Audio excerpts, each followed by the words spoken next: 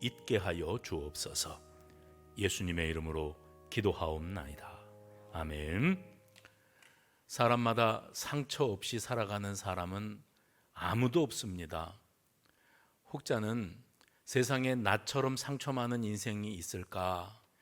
나는 이렇게 아픔과 상처를 안고 살아가는데 다른 이들은 참 평안하기만 하고 건강하기만 한 것 같아 보일 뿐이지, 목회를 하면서 참 많은 분들을 대하여 보면 한결같이 다 어쩌면 그렇게 아픔과 상처가 많은 인생을 살아가고 계시는지 하는 것을 깨달을 때가 있습니다. 과거를 돌아보면 내게 아픔을 주었던 사람, 아픔을 주었던 어떤 사건과 환경, 그리고 어떤 사람이 툭 던진 한마디의 말이 비수가 되어서 내 심령에 꽂히고 그것이 여전히 한평생을 내 인생에 영향을 미치는 그런 삶을 살아가는 이들을 많이 봅니다. 개인의 상처라고 말할 수 있겠죠. 민족의 상처도 있습니다. 내일 8월 15일 광복절은 광복 77주년을 맞이한다고 그러죠. 36년 동안 일제치하에서 참 시련과 치욕과 고통과 서러움 가운데 살았던 우리 민족은 그 36년 동안 뿐만 아니라 지금까지도 그 아픔과 상처 가운데에서 벗어나지를 못하고 있는 것 같습니다. 정치적으로는 1948년에 해방의 기쁨을 맞이한 것 같지만은 45년에 해방의 기쁨을 맞이한 것 같지만은 실제로 감정적으로 우리 민족이 가지고 있는 이 아픔과 상처는 여전히 현재 진행형이라고 해도 과언이 아닙니다. 우리는 참 일본이라는 나라를 싫어해요. 그 민족은 정말 꼴도 보기 싫어해요. 그 증오심과 상처는 일본 트라우마로 남아 있습니다. 그래서 운동 경기 하나를 해도 다른 나라, 다른 민족은 몰라도 일본한테는 지면 안 된대요. 공교롭게도 최근 들어서 우리나라 국가대표가 일본 국가대표한테 3대 0으로 3번이나 연거푸 깨졌습니다. 사람들이 막 자존심이 상하고 기분이 나빠서 밤에 잠이 안 오고 왜 그렇게 그까짓 거 공놀이 하나도 똑바로 못하느냐고, 그래 많고 많은 나라 중에 일본한테 그렇게 처참하게 깨질 수가 있느냐고 흥분들을 감추지 못해합니다. 저는 이런 생각을 해봐요. 굳이 그럴 필요가 뭐가 있겠는가. 이제는 세월도 77년이나 흘렀고, 그리고 우리 민족도 나름대로의 또 자존심, 자긍심을 가질 만큼 많이 성장했습니다. 그래서 자꾸 신경 쓰고 의식하면서 이웃 나라를 탓하고 이웃 나라를 적대시하고 할 필요가 없을 만큼 그냥 지난주에 드린 말씀처럼 그냥 그 나라와 그 민족은 우리 바다 건너에 있는 나라와 민족으로 그냥 그렇게 살라고 하세요.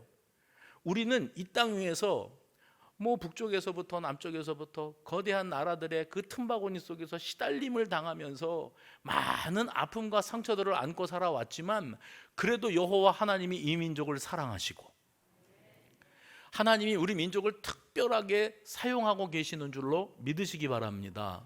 감사한 거는 일본이라고 하는 나라가 국민 소득이 그렇게 높고 잘 먹고 잘 사는 나라, 잘 나가는 나라, 기술이 탁월하게 뛰어난 나라라고들 해도 이제 얼마 안 있어서 국민 소득이 우리가 그들을 능가하게 되어 있답니다.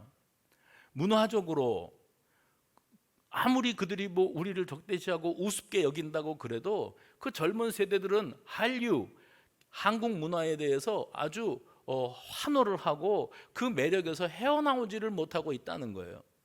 그러니까 우리는 우리 민족의 자긍심을 가지고 그 쓸데없는 트라우마에서 빨리 해방될 필요가 있어요. 우리가 그들만 못한 게 뭐가 있습니까? 축구 못하는 거 빼고요. 그 다음에 못한 거 하나 또 있습니다. 그게 뭐냐면 인구에서 안 됩니다. 1억 2천만 명이나 되는 그 인구를 가진 섬나라를 우리는 남북을 합쳐도 7천만 조금 넘는 숫자로 이게 게임이 안 됩니다. 게다가 일본은 노령화 사회가 오랫동안 계속되었지만 우리가 급속히 노령화가 되면서 그들보다 인구 증가율이 마이너스로 돌아서서 한참 떨어진다는 거예요. 그래서 우리가 그들을 극복하려면 3가지밖에 없어요. 축구 잘하면 되고요, 애 많이 나면 되고요, 그 다음에 수준이 많이 떨어지는 미개한 정치 수준만 조금 올려놓으면 그러면 저들보다 못할 건 하나도 없는 겁니다. 자꾸 의식하고 비교하고 적개심 품고 그러고 살면서 우리 에너지를 낭비할 것이 아니라 우리 민족이 가지고 있는 자긍심과 우리가 가지고 있는 민족적인 그 기량들이 있거든요. 수준이 되거든요. 우리도 몇 가지만 빼놓으면. 그래서 이 부분들에 있어서 우리가 극복하고 이겨내면 그 다음에 이 우리 민족이 그 어느 나라와 민족보다 탁월하게 앞서 나가는 민족으로 하나님이 들어 쓰실 줄로 믿으시기를 바랍니다. 요셉이라고 하는 사람이 있었어요. 이 사람의 기구한 인생을 성경이 창세기 후반부에 있는 그대로 우리에게 펼쳐 보여줍니다. 그는 야곱의 12아들들 가운데 11번째 아들로 태어났습니다. 아버지의 사랑을 독차지했던 이유는 그 아버지 야곱이 라헬이라고 하는 한 여인을 극진히도 사랑했기 때문에 라헬이 낳아준 아들 요셉을 뭐 특별한 채색 옷을 입혀가면서 뭐 편애 그 많고 많은 아들들 가운데 특별히 사랑했다는 겁니다. 그런데 이 요셉이 꿈을 꿔가지고 아버지와 형제들에게 이제 훗날 당신들이 내 앞에 넙죽넙죽 절하게 될 겁니다 하고 말을 했을 때 아버지도 이 이야기를 의아하게 여겼고 야 그딴 소리 하지 마라. 형들은 그 일로 말미암아 그 시기심이 극도에 달하지요. 그래서 들판에 나가서 양떼를 치고 있을 때 요셉이 형들을 찾아오는 모습을 멀리서 보고 그 형들이 작당을 합니다. 눈에 가시와 같은 저 지긋지긋한 우리 요셉 이 동생을 죽여 없애자 이렇게 결의가 되었어요. 그래서 동생이 다가오자 그의 옷을 벗겨서 죽이려고 작정을 했는데 그런데 구덩이에 던져놓고 그들 나름대로의 대화가 뭐 굳이 죽일 것까지야 있냐. 아버지가 이 아들 없으면 뭐 죽을 것 같이 그렇게 사랑하는 아들이니까 이 아들을 요셉을 아버지 곁으로 돌려보내지 말고 우리 주변에서도 얼쩡거리지 않게 멀리 던져버리자. 팔아넘기면 된다. 이런 마음만 품었어요. 그래서 큰아들이 이 일을 하지 말자고 만류했고 넷째 아들은 그럴 것까지 없으니 우리가 그냥 생명은 보존하고 팔아넘기자 하는 쪽으로 이 생각들이 바뀌어져서 이제 애굽으로 흘러가는 미디안 장사꾼들에게 그를 팔아넘기게 되지요. 요셉은 그렇게 해서 애굽으로 흘러 들어갔습니다. 거기서 노예 생활이 시작이 됩니다. 아버지 사랑을 독차지하던 아들의 신분에서 갑자기 그 집안의 소유물이 되고 노예 신분이 되니 얼마나 비참합니까? 고통스럽게 살다가 누명 뒤집어 쓰고 감옥으로 들어갑니다. 감옥에 가서 정말 서러움의 세월을 보내면서 지난 날을 생각하면서 자기를 팔아넘긴 형들을 향해서 치가 떨리는 원한을 품게 되었을 거예요. 그런데 그가 감옥에 있는 동안에 애굽 왕 바로가 꿈을 꾼 꿈의 내용을 해석할 사람이 없었어요. 그래서 그 요셉 곁에 있었던 술 맡은 관원장이 그 사실을 기억하고 그리고 왕에게 보고를 드리고 왕이 요셉을 감옥에서부터 왕궁으로 불러들이고 그리고 그 꿈을 해몽하게 하고 그 해몽이 정말 기가 막히게 맞아떨어진다고 하는 사실을 깨닫습니다. 그때 바로 왕이 내렸던 결단이 뭐지요? 네가 다 해라. 내가 이 나라의 곡식곡간 열쇠를 너에게 맡길 터이니 네가 총리 대신 재무장관 뭐 모든 것을 네가 다 총괄해라 하고 요셉에게 일임합니다. 그래서 요셉은 감옥에 있었던 죄수의 신분에서 하루아침에 애굽 나라의 총리 대신이 되고 맙니다. 이것이 요셉의 인생의 스토리 아니겠습니까? 그런데 그가 그 인생을 살아오면서 만약에 지나간 과거에 얽매여서 형들이 니들이 나를 버리고 나를 죽이려고 그러고 내 인생을 이렇게 망가뜨려 놓을 수가 있느냐. 내가 이 한을 결코 잊지 않을 것이다. 언젠가 때가 오면 내가 너희들을 다 죽여 없앨 거야. 피바람이 불 거다. 이렇게 마음을 품고 있었다면 오늘 여기 자기 인생을 정말 탄식과 한 맺힌 인생으로 살다가 그렇게 끝나고 말았을 거예요. 그러면 인생의 트라우마가 되는 거지요. 버림받은 상처, 이것이 그 인생에 씻지 못할 아픔이 되고 말았을 겁니다. 그런데 훗날 형들을 만난 요셉이 자기 입으로 하는 소리를 들어보면 요셉은 자기 트라우마에서 벗어납니다. 그리고 이 모든 일들의 배후에 역사하시고 섭리하시고 인도하시는 하나님의 손대심이 있었다.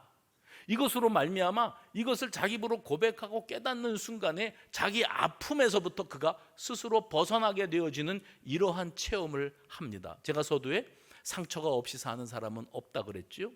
그리고 상처를 받은 사람은 피해자예요. 나에게 상처를 준 사람은 가해자예요.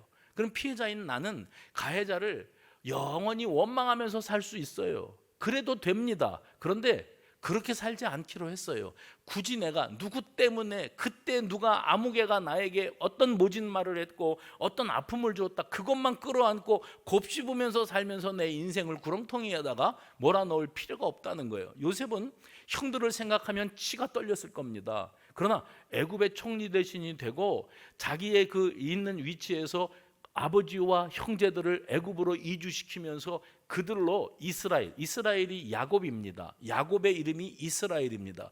그저 한 족장의 이름이었던 야곱이 이스라엘 민족을 이루고 이스라엘 민족의 조상이 되어지게 하는 이런 역사에 요셉 자신이 아주 중요한 연결고리 역할을 하고 있다고 하는 사실을 요셉이 깨닫게 되어지는 겁니다. 그래서 그가 하나님이 손대셨다, 하나님이 신비하게 역사하셨다, 악한 자도 하나님의 쓰심에 적당하게 그렇게 사용하신 것일 뿐이다. 그때 사람이 그랬고 환경이 그랬고 그래서 그런 일이 있었지만 지금 돌아보니 그 모든 것들 배후에도 하나님은 살아 일하고 계셨다.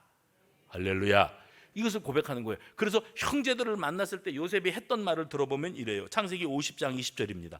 당신들은 나를 해하려 하였으나, 당신들은 형제들입니다. 나를 해하려 하였으나 하나님은, 해봅시다. 당신들은, 하나님은, 이게 큰 차이예요. 당신들이, 네가, 너 때문에 내가 이렇게 하지 않고 당신들은 나에게 이렇게 하였으나 우리의 하나님은 그것을 선으로 바꾸사 오늘날과 같이 많은 백성의 생명을 구원하게 하시려 하였나이다. 이게 요셉의 고백입니다. 자기 인생, 기구한 인생을 돌아보면서 그가 새로운 해석을 내어놓아요. 이것을 믿음의 해안, 제가 이렇게 여기다가 써놨어요. 믿음의 해안이라. 그리고 한 가지는 본질, 하나님이 일하시는 그 본질을 꿰뚫어 볼 줄 아는 안목이라고 말씀을 드리고 싶습니다. 이 선언을 통해서 요셉은 자기 지난 날을 통해서 형들이 자기에게 주었던 그 상처들, 그 아픔과 고통을 품고 살아갈 이유가 없다. 내가 왜 그 지난날의 트라우마에 얽매여서 자꾸 신경 쓰고 또 그걸 또 떠올리고 그걸 또 아파하고 스스로 연민에 빠지고 왜 내가 내 인생을 그러고 살아야 되냐? 나는 이 모든 것들을 떨쳐버리기로 했다. 사회생활을 하면서 보면은요, 대인관계가 원만하지 못한 분들을 가끔 뵙니다. 대인관계가 원만하지 못하니까 이 인간관계가 너무 힘든 거예요. 사람이 싫어요. 사람 만나고 싶지 않아요. 왜냐하면 하도 그동안에 시달림을 겪거나 배신을 당하거나 상처를 받거나 이용을 당하거나 내가 세상살이를 하면서 사람에게 실망한 이 경험들이 누적되다 보니까 이제는 사람 만나는 게 싫고 사람 자체가 싫은 거예요. 그런 아픔과 상처를 안고 있기 때문에 사회생활에 큰 어려움과 고통을 안고 살아갑니다. 그리고 나이가 먹고 세월이 가면서도 나에게 그때 수십 년 전 얘기죠. 나에게 아픔과 상처를 주었던 그때 그 순간 그 사건 그 사람 이 모든 것들에서 헤어나오지를 못해요. 게다가 이것이 자기 내면 세계에 분으로 자리 잡습니다. 그 분이 쌓이다 보니까 현실을 살아가면서 그 과거에서 얽매일 필요가 없는데 그 상처들이 고스란히 축적되어 있다가 현실을 살아가면서 이것도 사기꾼인가? 이것도 나를 배신할 건가? 이것도 거짓말장애인가? 내가 이 사람한테 또 버림을 받겠나? 이런 두려움이 있기 때문에 사람들을 긍정적으로 받아들이지를 못하고 다 적개심을 가지고 대합니다. 그 사람들을 적개심을 갖고 대하다 보니 가정생활도 힘들고 사회생활도 힘들고 직장생활도 힘들고 친구도 없고 외톨이로 살아갈 수밖에 없는 거예요. 그래서 사람이 공격적이 되고 예민하게 되고 특별히 별것도 아닌 것에 민감하게 반응하는 이유는 뭡니까? 다 상처 때문입니다. 지난날에 있었던 내가 지금 잘 기억도 하지 못하지만 그 충격과 아픔과 상처가 상체기가 돼서 그래서 지금 현실을 살아가고 있는 나에게 나도 모르는 사이에 그런 말을 하게 되고 그런 행동을 하게 되는 사람, 내 의지와 상관없이 상처 트라우마에서 벗어나지를 못하는 사람이 되는 거예요. 반면에 그런 아픔과 상처가 있었다 할지라도 그 상처를 넉넉히 이겨낸 사람, 극복한 사람은 이미 과거의 그 모든 것들에서부터 내가 자유해요. 해방되었기 때문에 지금의 나에게 주어진 현실에 감사하면서 또 즐겁고 행복하게 살아갈 수가 있다는 거예요. 저와 여러분은 후자가 되시기를 간절히 소망합니다. 여러분, 요셉이 그렇게 살았어요. 자기 자신을 그 땅 애굽에 보내신 분이 하나님이시지, 형제들이 이거를 노예로 애굽으로 팔아버리자 해서 팔아버렸던 것처럼 그때 당시에는 해석이 됐잖아요. 형들 때문에 내 인생이 꼬였다. 내가 이렇게 기구한 운명을 살 필요가 없었는데 아버지 사랑을 듬뿍 받으면서 내가 마음껏 떵떵거리며 살 수 있었는데 어쩌다가 내 팔자가 이렇게 되냐, 이럴 수 있었어요. 그런데 요셉은 그렇게 살지 않았습니다. 하나님의 놀라우신 계획과 하나님의 섭리하심에 눈을 뜨게 되는 순간 자기에게 상처되었던 모든 일들조차 아무것도 아닌 것이 되어버려요. 그렇게 해서 그것을 넉넉히 뛰어넘고 극복함으로 형들을 용서하고 화해를 이룰 수 있는 그런 큰 그릇이 되었다는 거예요. 그것은 하나님의 손대심에 눈뜨는 은혜가 있었기 때문에 가능했는 줄로 믿습니다. 저는 오늘 본문을 보면서 요셉이 곡식을 구하러 온 형제들에게 막내 베냐민을 데리고 오라고 말을 해요. 곡식을 어깨에다가 짊어져 주면서 막내를 데리고 오라고 하는 장면을 주목합니다. 왜 그렇게 요셉은 동생 베냐민을 보고 싶어 했을까?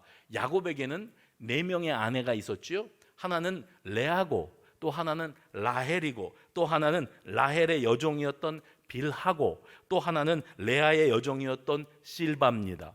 이 4여인이 있었는데 그 중에 야곱이 정말 사랑했던 여인은 하나밖에 없어요. 그것은 라헬이라고 하는 여인이었습니다. 그 라헬이 야곱과 라헬 사이에 요셉이 탄생합니다. 그러니까 당연히 야곱이 자기가 제일 아끼고 사랑하는 아내인 라헬이 낳은 요셉을 특별히 애정을 가지고 사랑할 수밖에 없었겠지요. 그런데 그 라헬이 정말 어렵사리 요셉을 낳은 것뿐만 아니라 그 뒤에도 베냐민을 하나 더 낳습니다. 라헬이 베냐민을 낳다가 죽어요.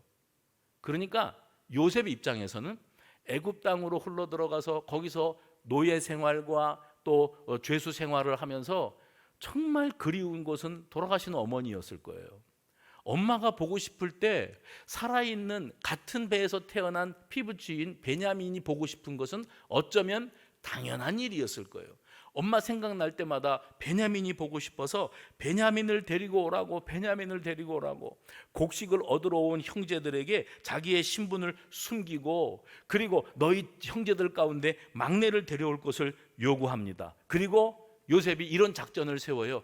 베냐민을 저들이 가서 데리고 오면 내가 어떻게 해서든지 베냐민을 내 곁에다가 남겨두게 만들어야 되겠다, 이 생각을 그가 갖습니다. 그래서 어떤 이유를 내서라도 베냐민을 볼모 형식으로 잡아서 사랑하는 동생을 자기 곁에다가 두고 살고 싶었어요. 그런데 유다가요, 베냐민을 못 데려가게 되어지는 상황이 벌어졌을 때 유다가 자기 집안에서 일어났던 일들을 고백하면서 베냐민을 내가 아버지께로 데려가지 못하면 어렵게 데려왔다가 못 데려가게 되는 상황이 생겼는데 못 데려가면 우리 아버지는 죽습니다. 왜냐하면 이 아들은 우리 아버지에게 특별한 의미가 있는 아들이기 때문에 그렇습니다 하고 보내달라고 간절히 간청합니다. 그때 뭐라고 했어요? 창세기 44장에 보면 베냐민을 돌려보내신다면 내가 죄 없는 내가 이 볼모로 대신 베냐민 대신 여기에 잡혀 있겠습니다. 이 말에 요셉이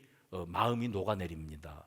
요셉이 큰 충격을 받습니다. 왜냐하면 자신은 하나님이 이스라엘 민족을 세우기 위한 과정 가운데에서 자기 자신을 특별히 세워가고 계신다는 사실을 간파하게 되었을 때, 그 해안이 열리게 되었을 때 지난날의 아픔과 상처에서 벗어날 수 있게 되었지만은 과연 지난날 나를 팔아버렸던 형들, 나를 배신하고 나를 종살이로 넘겼던 그 형들은 나를 버리고 아버지에게 가서 천연덕스럽게 거짓말하고, 그리고 난 다음에 오늘날이 될 때까지 나 버리고 지금 여기 나를 만날 때까지 어떻게 살아왔을까? 아무렇지도 않게 아무 일도 없었다는 듯이 살아왔을까? 아니면 그것을 후회하고 아파하며 괴롭게 살아왔을까? 이것이 궁금했어요, 요셉이. 그랬는데 이 형들이 말하는 말을 들어보니까 저들은 지난날 자기들이 하나 있었던 동생을 멀리 이방 땅으로 종살이로 팔아버렸던 일을 두고 후회하는 거예요. 아파하는 거예요. 특별히 아버지 야곱이 요셉이 죽은 줄로 생각하고 그것 때문에 그 이후에 오늘날까지 그 상처에서 벗어나지를 못합니다. 자식을 앞세운 사람은 가슴에다가 묻는다고 하잖아요.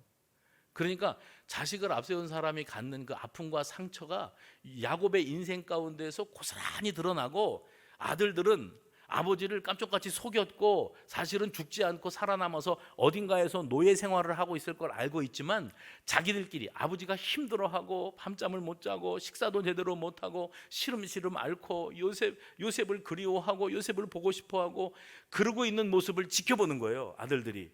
그러면서 자기들도 괴로운 겁니다. 야, 아버지가 그 아들 사랑하는 건 알았지만 이 정도인 줄은 몰랐다. 우리가 그때 너무 철이 없었지, 제정신이 아니었지. 그래, 왜 우리가 그 동생을 그렇게 매정하게, 그렇게 비인간적으로 버릴 수가 있었을까? 바로 여기에 아픔이 있었다고 하는 사실을 요셉이 알게 되었습니다. 형제들을 정탐꾼으로 몰아서 다그쳤을 때가 있었어요. 그런데 그들에게서 이런 대답이 나옵니다. 아닙니다. 우리가 이 땅에 정탐꾼으로 온 사람들은 아닙니다. 우리에게는 아버지와 형제가 12이 있었는데 막내는 아버지 곁에 있고 바로 그 위에 11째는 오래전에 없어졌습니다. 오래전에 없어졌습니다. 지금 애굽의 총리 대신인 요셉이 자기 동생 요셉이라는 걸 모르잖아요. 근데 그 당사자인 요셉 앞에 저들이 말을 하는데, 굳이, 제 생각에 그래요, 굳이 막내 베냐민 얘기까지는 해도 괜찮은데 없어진 요셉 이야기를 왜 애굽 총리한테 해야 했을까? 왜 그런 얘기를 꺼내야만 했을까? 그건 뭘 뜻하는 것일까를 제가 생각을 해봤습니다. 생각해 보니 이 형제간들이 자기들이 저지른 일들에 대한 아픔이 있는 거예요. 가책이 있는 거예요.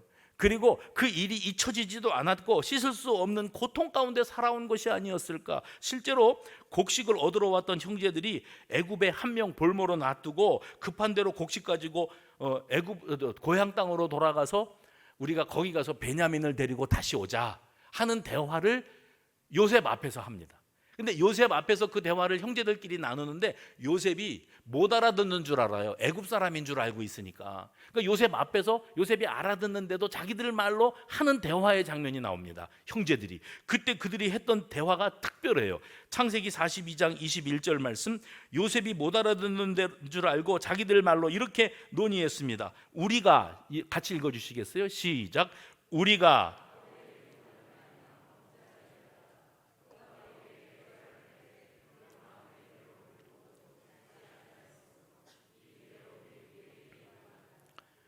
야, 어떻게 우리가 이렇게 되었냐?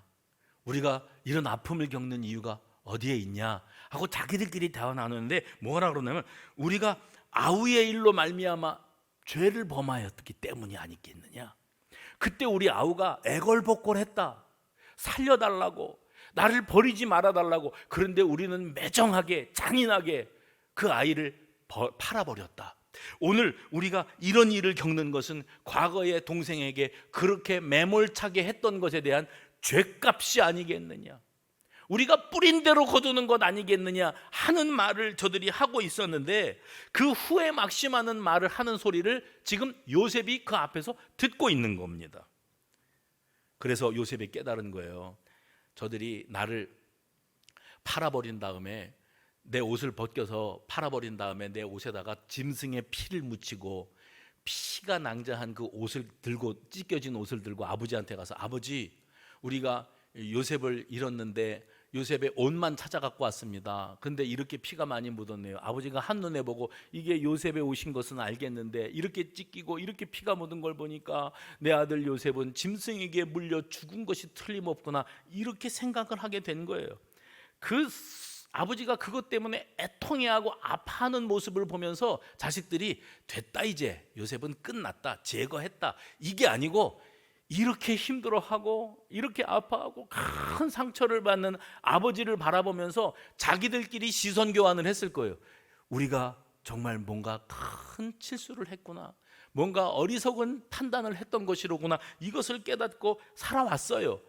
잊어버리려고 해도 아버지도 힘들어하고 자신들도 잊을래야 잊혀지지가 않는 사건이었어요. 그리고 오늘 드디어 애굽의 곡식을 얻으러 왔다가 막내 데리고 오라고 하는 애굽 총리의 말을 들으면서 어렵게 아버지를 설득해가지고 베냐민을 데리고 왔습니다. 그런데 베냐민을 데리고 와서 약속대로 곡식을 또 다시 얻어가지고 돌아가는데 애굽에서부터 사람들이 쫓아왔어요. 우리 왕궁에 있었던 은잔이 없어졌다. 그런데 너희들이 용의자다. 가던 길을 멈추고 지금 짊어지고 가는 곡식 자루를 다 열어라. 우리가 오픈해서 거기서 은잔이 나오는 자는 범인으로 못 돌아간다. 우리가 우리 애굽으로 끌고 가야 되겠다. 그래서 자신 있게 열었는데 베냐민 자루에서 은잔이 나왔어요. 베냐민이 훔쳤나요? 거기다가 집어넣었지요. 왜요? 그렇게라도 베냐민을 자기 곁에 붙잡아 놓고 있고 싶었던 것이 요셉의 마음이었기 때문입니다. 그래서 베냐민이 누명을 뒤집어 쓰고 죄인 아닌 죄인이 되어서 애굽에 이제 감옥에 들어가게 되었는데, 그때 유다가요, 네 번째 아들입니다. 유다가 요셉 총리 대신 앞에 무릎을 딱 꿇습니다. 그리고 말합니다. 저희가 동생 하나를 그렇게 해서 잃은 적이 있는데 그것으로 말미암아 우리 아버지가 그렇게 고통과 상처 가운데 한평생을 한 맺힌 인생을 살아오시는 것을 지켜봤거든요.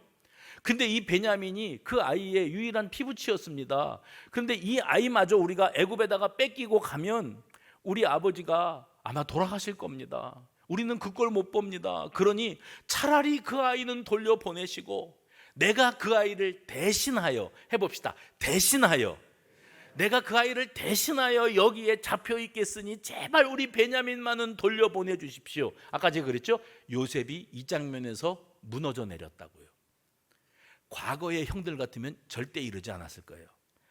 매정하기 짝이 없고 시기심이 발동해서 우리 아버지는 라헬밖에 몰라, 우리 엄마는 그래서 평생에 남편 사랑도 못 받고 한 맺힌 인생을 살았어, 그러니 라헬이 낳아놓은 이 요셉과 베냐민 이것들은 죽여 없애야 돼, 이런 마음을 품었던 과거에 그랬기 때문에 요셉을 팔아버렸지요. 죽이려다가 팔아버렸던 겁니다. 그랬는데 오늘 이 형들의 모습이 어떠합니까?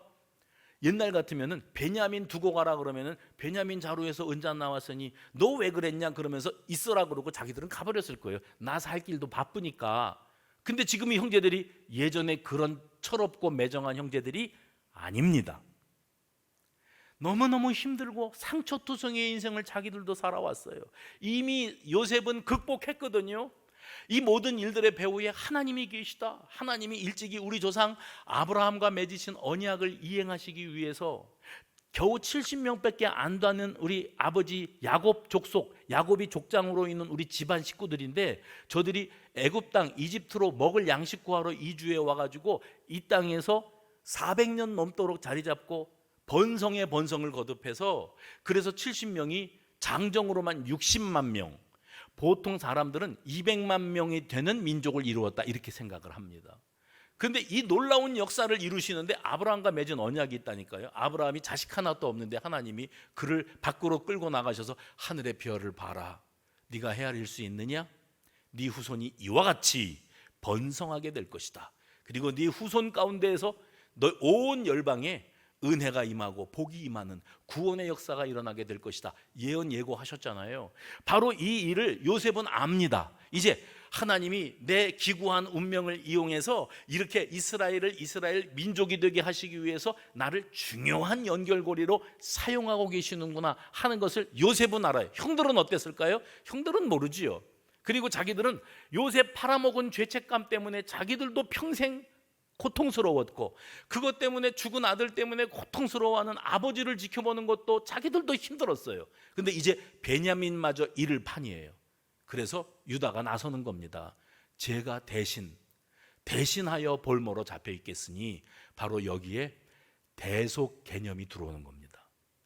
대속, 나는 죄가 없는데 다른 사람이 지은 죄를 내가 대신 짊어지고 죄값을 치르겠다는 거예요. 바로 여기에 대속 개념이 들어옵니다. 여러분, 우리 예수님은 다윗의 후손으로 이 땅 위에 오셨어요. 예수님의 족보를 거슬러 올라가 봤죠? 그러면 그 족보의 위에 누가 있는가 하면 유다가 있어요. 야곱의 12아들들 가운데 요셉이 주인공 같아 보이지만 유다의 후손으로 우리 예수님이 오셨어요. 그리고 그 위에 아브라함이 있는 거예요. 하나님이 아브라함과 맺으신 언약을 이렇게 이행하시는 것에 요셉이라고 하는 인물이 중요한 역할을 했지만, 결국 유다라고 하는 이 대속의 개념을 이 땅 위에 처음으로 드러내었던 이 인물의 후손으로 우리의 억만 죄악을 대속하시며 죄 없으신 그분이 내 죄를 대신 짊어지시고 십자가에 달려 죽으셔야 했던 그 대속의 복음이 여기에서부터 출발이 되게 되어지는 겁니다. 요셉은 깨달았어요. 옛날에 그 형들 같으면, 그때 그 인간들 같으면 지금 이 상황에서 베냐민 쳐다도 안 보고 집으로 간다. 그런데 지금 저들이 달라졌다. 아버지가 아파하고 자기들도 후회하면서 살아왔던 인생을 생각하면서 저들이 달라졌다고 하는 사실을 요셉이 깨닫게 되어지는 겁니다. 인생을 살아오면서 내가 받은 상처만 헤아리고 살지요. 우리는 내가 받은 상처, 누구 때문에 내가 이렇게 됐고, 누구 때문에 아팠고, 누가 나에게 모질게 했고. 그런데 여러분 아십니까? 그 상처투성이의 인생으로 살아가는 나 때문에 누군가가, 지금 내 곁에 있는 내 가족이나 내 자식이나 내 주변에 있는 사람들이 나 때문에 또 상처를 받고 있다는 사실을 아십니까? 이것이 악순환 아니겠어요? 그래서 우리 모든 그리스도인들이 이 악순환의 고리를 끊는 주인공이 되어야 돼요. 그러려면 여러분, 지금 이 순간에 지나간 세월 속에 나에게 상처 주었던 사람, 상처 되었던 말, 어떤 환경과 모든 것들을 털어내버리는 은혜가 있기를 바랍니다. 그런데 여러분, 그 상처를 치유하시는 분은 사람이 아니고 하나님이세요. 하나님만이 저와 여러분의 인생의 아픔과 상처, 내 인생의 트라우마에서 나를 벗어나게 하실 수 있는 분인 줄로 믿으시기를 바랍니다. 오늘 본문에 보면 요셉이 우리가 지금의 상처에서부터 헤어나올 수 있는 비결을 깨르쳐주고 있다는 것을 알 수가 있어요. 그게 뭐냐면, 지금의 시점에서, 잘 들으세요, 지금의 시점에서 지난 날을 계산해 보는 거예요. 지금의 시점에서 자꾸 과거에, 세월은 흘러가고 나이는 먹어가고 환경도 바꾸는데 자꾸 과거에 얽매여 있는 거예요. 그때 그 당시에 이것만 생각하면서 그 상처에서 헤어나오지 못하면 내 인생은 뭐가 되는 겁니까? 지금 이 순간에 하나님의 은혜로 살았죠. 아멘 안 해도 할 수 없어요. 하나님의 은혜로 산 거예요. 여기까지 살아온 게 기적인 거예요. 그리고 살아온 인생의 뒤안길을 돌아보고 거슬러 올라가 보니까 나는 참 아픔도 많고 사연도 많고 상처도 많은 인생을 살았어요. 그러나 하나님이 지금 이 순간 나를 이만큼 살게 하시고 복을 주시고 또 지금의 삶을 영위할 수 있게 하신 것을 생각해 볼 때, 지난날에 있었던 것에 얽매일 필요가 없구나. 지금 이 순간에 하나님이 나를 이렇게 자유케 하시고 행복하게 하시고 강건케 하시니 나는 복받은 사람이로구나. 이게 건강한 그리스도인의 자세인 거예요. 그래서 요셉이 깨우쳐 주는 게 뭔지 아십니까? 이 세상의 진정한 통치자가 누군가? 이 세상의 진정한 통치자가 누구인가? 역사의 주인은 누구이신가? 내 인생을 주관하시는 분이 누구이신가? 이것을 알게 되어지는 순간에 내 아픔과 상처의 연민에서 내가 벗어날 수 있게 된다. 훌훌 털어버릴 수 있게 된다. 여러분, 나에게 일어난 일들을 바라보는 새로운 관점을 소유하시기를 바랍니다. 따라합시다. 역사의 주관자, 역사의 통치자, 역사의 주관자가 되시고 역사의 통치자가 되시며 지금 이 순간도 한치의 오차도 없이 내 인생을 이끌어가고 계시는 분이 살아계신 우리 아버지 하나님이심을 믿으시면 아멘 하시기 바랍니다. 오늘 본문 5절에 요셉이 자기가 누군지를 형들에게 밝힌 다음에 했던 말이 있어요. 그건 뭐라고 말하냐면, 당신들이 나를 이곳에 팔았다고 해서 근심하지 마소서, 한탄하지 마소서. 하나님이 생명을 구원하시려고 나를 당신들보다 먼저 보내셨나이다. 이게 요셉이 지금 이 순간 벌어지고 있는 모든 현실들을 바라보는 관점이에요. 이 말 속에 트라우마가 있습니까? 한스러운 게 있습니까? 원한이 들어 있습니까? 아니요. 형들 두려워 마십시오. 아무것도 걱정하지 마십시오. 그 지나간 과거에 형들과 나 사이에 있었던 가해자, 피해자, 이 모든 이 구조도 다 깨버리십시오. 나는 잊었습니다. 왜냐하면 하나님께서 당신들을 통해서 나를 그런 곤경 가운데, 고통 가운데 밀어 넣으셨다 할지라도 결국 오늘 내가 여기 있지 않습니까? 그리고 당신들은 그것 때문에 힘들어하고 죄책감 갖고 후회막심의 인생을 살면서 고통스러워하는 아버지를 지켜보고 살아왔지만, 그래도 나는 참 한많은 인생을 살았지만 지금까지 잘 살아왔습니다. 그러니 형들 두려워하지 마십시오. 이게 요셉이 자기 자신을 바라보는 관점이고 형들을 그 고통과 두려움 속에서 벗어나게 할 수 있었던 그 이유였다고 말씀드릴 수가 있습니다. 그러면서 형들의 입술을 통해서 아버지 야곱에게 자기 동생 베냐민이 어떤 의미인지를 형들이 알고 있다. 과거에는요, 아버지 야곱에게 자기 요셉이라는 위치가 어떤 위치인지를 형들이 모르지 않았을 것인데, 그럼에도 불구하고 팔아버렸잖아요.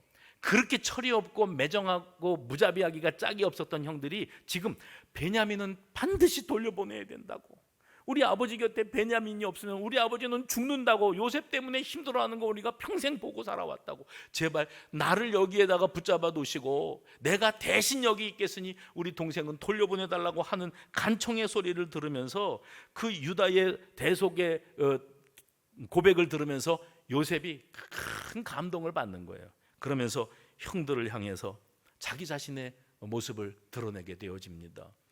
이게 요셉이었다는 것을 알게 된 순간에 형들이 얼마나 두려웠을까요? 말도 건네지 못했어요. 벌벌벌벌 떨었어요. 지금은 저러지만 조금만 있으면 아마 칼부림이 날 거다. 우리는 이제 다 죽은 목숨이다. 아마 그러고 있었을 거예요. 근데 요셉은 말합니다. 아닙니다. 아닙니다. 나는 이제 알았습니다. 형들이 나 팔아넘긴 다음에 편안하게 잘 먹고 잘 살지 못했다는 걸 내가 압니다. 그 잘못된 선택 때문에 얼마나 힘든 인생을 살아왔다는 걸 내가 알게 되었습니다. 내 동생 베냐민을 생각하는 형들의 마음을 보면서 내 마음에 감동이 되었습니다. 걱정하지 마십시오.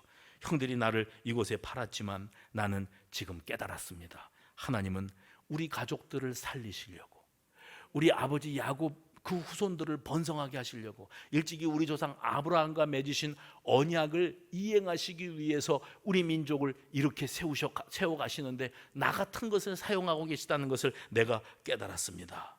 여러분, 오늘 말씀의 제목을 한번 다시 봐주시겠어요? 오늘 말씀의 제목은 이겁니다. 상처 극복의 길, 하나님이 나를. 해봅시다. 하나님이 나를. 5절 말씀 보세요. 5절에 보면 당신들이 나를 이라는 구절 아래에 뭐라고 되어 있냐면, 하나님이 생명을 구원하시려고 나를 당신들보다 먼저 보내셨나이다.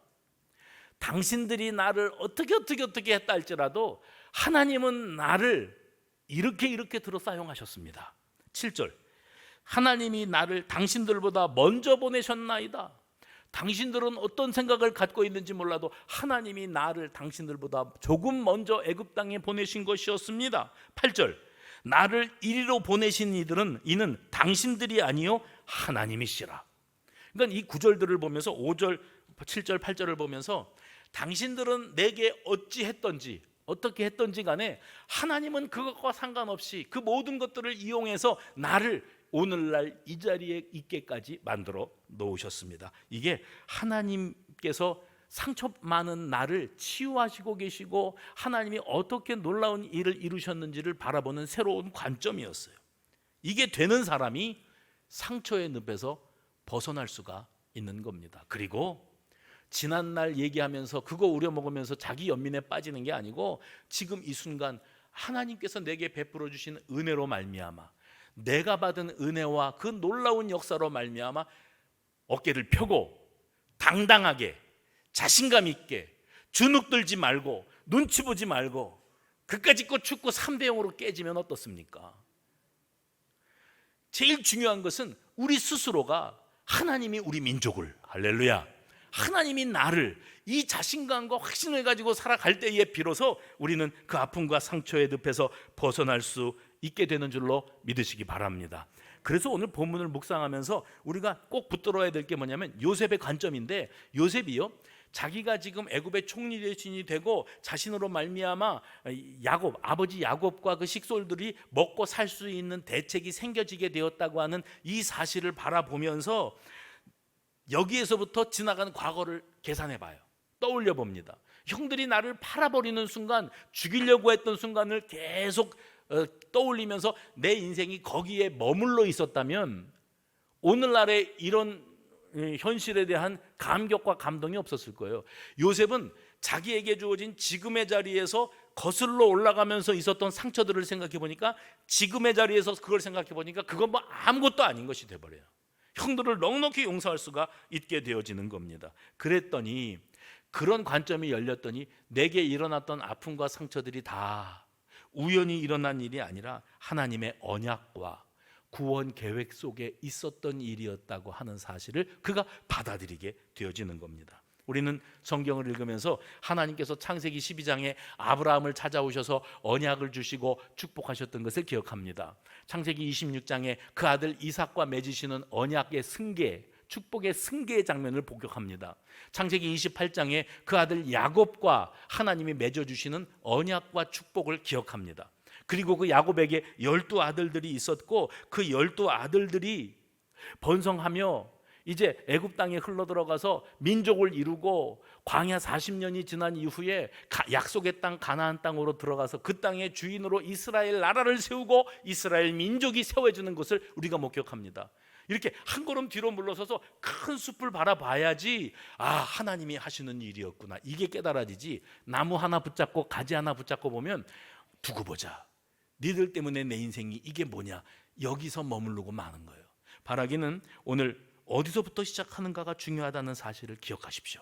상처에서부터 계산이 시작되면 한스럽고 원망스럽고 나야말로 이 세상에서 가장 불행한 인생이 되고 마는 거예요. 상처받은 순간부터 시작하면. 그러나 지금 내가 복받은 순간, 내가 지금 하나님의 은혜로 여기까지 살아있는 순간, 내가 하나님의 은혜가 감사해서 지금 살고 있는 이 순간부터 지난날의 아픔과 상처의 순간들을 계산해 거슬러 올라가면 그 모든 것들은 다 하나님이 손대고 계셨고, 그럼에도 불구하고 하나님은 나를 버리지 않으시고 떠나지 아니하셨다, 지금 이 자리에 있게끔 하시기 위한 하나님의 놀라운 과정이었다, 이게 깨달아지니까 누구를 원망할 것도 누구 때문에 아파할 것도 그럴 필요도 없게 되어버렸어요. 여기에서부터 진정한 치유는 시작되어지는 줄로 믿으시기를 바랍니다. 이게 깨달아진 사람만이 할 수 있는 말이 있어요.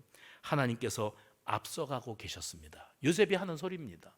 하나님이 내 인생보다 앞서가고 계셨습니다. 그래서 나를 형들보다 조금 먼저 애굽 땅에 와 있게 하셨습니다. 그러므로 지난날에 형들과 나 사이에 있었던 가해자, 피해자, 이런 모든 것들은 하나님이 하시는 큰 일을 이루어 가시는데 아주 작은 부분에 불과한 것이었습니다. 그러니 나도 잊겠습니다. 잊었습니다. 형들도 두려워 마십시오. 그 지나간 과거에 연연하지 마십시오. 다 잊읍시다. 여러분, 하나님의 하시는 일을 깨달은 요셉은 영적인 안목이 열렸어요.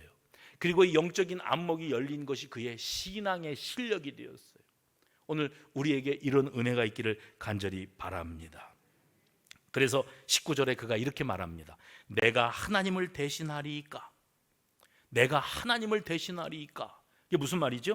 하나님은 형들의 완악함과 철없음과 잘못된 어리석은 선택도 사용하셨고, 하나님은 내 기구한 인생길도 사용하셨고, 이 놀라운 일들을 이루셨다는 것을 내가 지금 깨달았습니다. 하나님은 언제나 나보다 저만치 앞서가고 계셨습니다. 그래서 제가 그러는 거예요. 일제치하의 36년 한 맺힌 세월, 우리 조상들은 얼마나 억울하고 상처 많고 분이 넘쳤을까, 얼마나 고통스러우셨을까. 우리가 잊지 말자, 그때 그 고통을 77년이 지난 지금도 우리는 정치적으로는 해방됐어요. 독립국가, 자주국가를 이루었어요. 우리도 우리 마음대로 하고 삽니다. 우리가 뭐 일본 눈치 보고 삽니까? 그런데 왜 그렇게 일본 눈치를 보고 사는지 몰라요. 이제는 우리가 자유해도 됩니다. 우리도 자신 가져도 됩니다. 그냥 그들보다 못하는 거는 딱 그것밖에 없다니까요. 다 다 우리가 뛰어나요. 이제 조금 있으면 국민소득을 우리가 일본을 능가한답니다. 곧 된답니다. 빠르면 올해 안에 된답니다. 우리가 그들보다 못한 건 뭐냐면 인구가 부족한 거. 그래서 애들을 많이 낳아야 돼요. 예. 그 다음에 우리가 그들보다 부족한 거, 축구 못하는 거, 징그럽게 축구 못하는 거. 다음에 우리가 그들보다 부족한 거, 정치가 좀 수준 이하라는 거, 저질스럽다는 거. 그거 이외에는 부족할 게 하나도 없어요. 우리 이제 의식하고 살고 트라우마에서 매어서 살지 말고 당당하게 우리가 갈 길 가는 겁니다. 그리고 하나님이 이 민족을 통하여 그 선교 대상국인 이웃 나라를, 그 민족을 불쌍히 여기게 하시고 그들이 우리를 통하여 복음을 받아들이고 구원받는 하나님의 백성들이 되어지는 이 사명도 우리에게 있다고 하는 사실을 기억하고 하나님이 우리에게 주시는 이 놀라우신 은혜를 헤아려 지난날의 아픔과 상처를 넉넉히 뛰어넘고 승리하는 우리 모두가 되어지시기를 주의 이름으로 축원합니다.